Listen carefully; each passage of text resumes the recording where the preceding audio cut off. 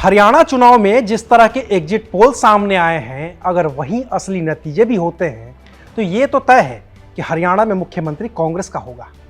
लेकिन वो होगा कौन?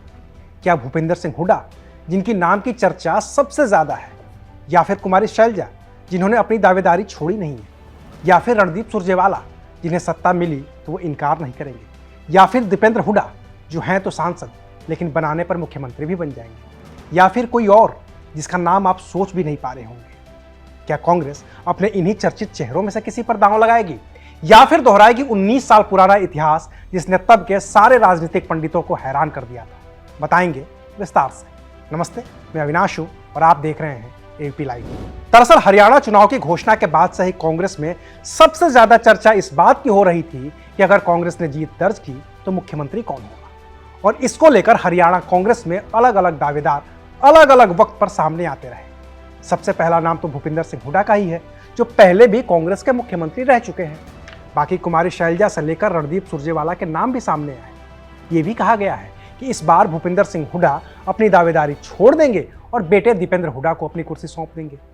लेकिन आखिरी वक्त तक तय कुछ भी नहीं हुआ। हाँ, तय जरूर हुआ कि कुमारी शैलजा हो या फिर दीपेंद्र हुड्डा या फिर रणदीप सुरजेवाला, जो सांसद हैं, वो चुनाव नहीं लड़ेंगे। तो इस लिहाज से स्वाभाविक दावेदारी तो भूपेंद्र हुड्डा की ही बनती है।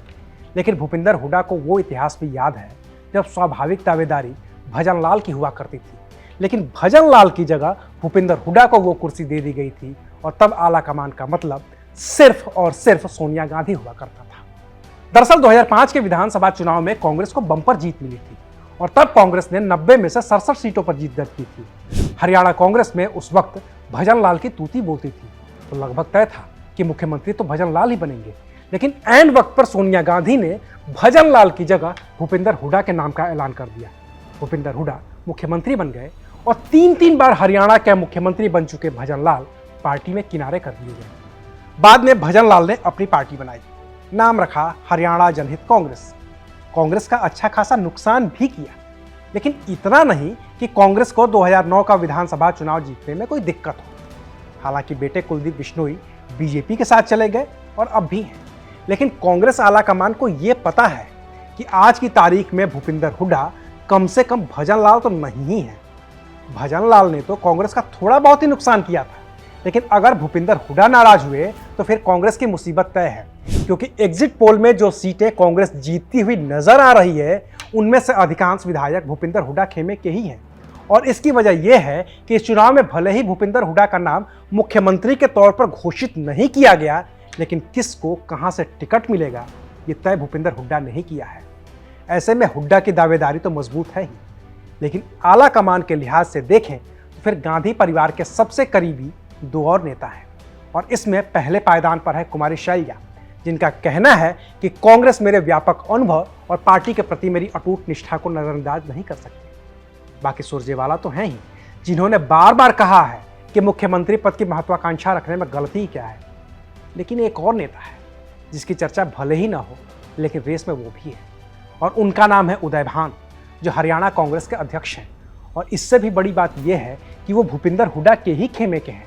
तो मुख्यमंत्री के दलित चेहरे के तौर पर भूपेंद्र हुड्डा कुमारी शैलजा की बजाय उदय भान के नाम पर भी सहमत हो सकते हैं, ताकि अशोक तंवर के कांग्रेस में आने के बाद कुमारी शैलजा की महत्वाकांक्षा पर जो थोड़ा बहुत ब्रेक लगा है, उदय भान उसे पूरी तरह रोक दें, जिससे कि आने वाले वक्त में दीपेंद्र हुड्डा की दावेदारी को कोई चुनौती न दे पाए।